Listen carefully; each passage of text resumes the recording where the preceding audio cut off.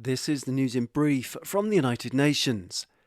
Another child has died from hunger and dehydration in Gaza, the 10th officially reported by the enclave's health authority since war erupted almost 5 months ago. Responding to the news on Friday, the UN World Health Organization (WHO) said that the actual number of people starving to death would likely rise.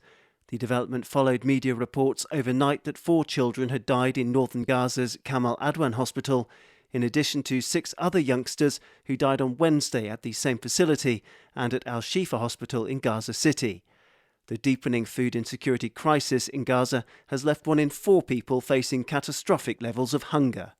On Thursday, more than 100 Palestinians were apparently killed and hundreds injured trying to get aid from a relief convoy stopped at a roundabout southwest of Gaza City. Here's WHO spokesperson Christian Lindmeier speaking in Geneva. People are so desperate for food, for fresh water, for any supplies, that they risk their lives in getting any food, any supplies to support their children, to support themselves. We need an urgent ceasefire now. If not now, when then? The crisis in Myanmar is a never-ending nightmare for the country's people, which is happening far away from the international spotlight. UN Rights Chief Volker Turk told the Human Rights Council on Friday.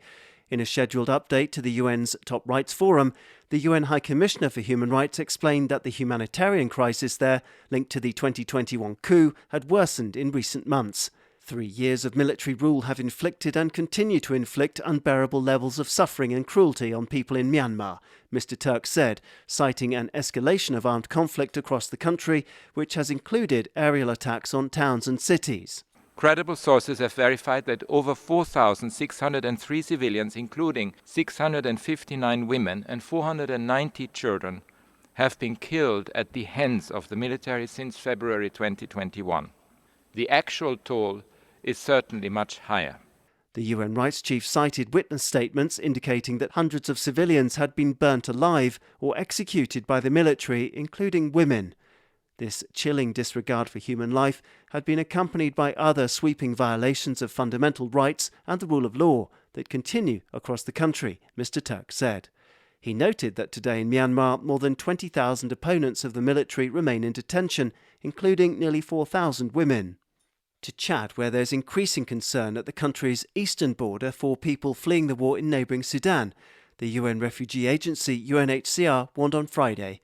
In an alert, UNHCR spokesperson Matthew Saltmarsh said that refugees from Sudan's Darfur regions had endured abuse and violence trying to seek safety. There continues to be a shocking array of human rights violations for people who are on the move. That's conflict-related sexual violence, including rape, sexual slavery, and early and forced marriage, as well as child recruitment. Refugees on the move also report the extraction of fees to move freely within Darfur to allow them to get towards Chad. There are already 15 camps for Sudan's displaced in eastern Chad, but the new arrivals who come in their hundreds every day face a worrying lack of food and other essentials. The UN Refugee Agency reported that it's managed to avoid a major disease epidemic so far and registered nearly 200,000 asylum seekers.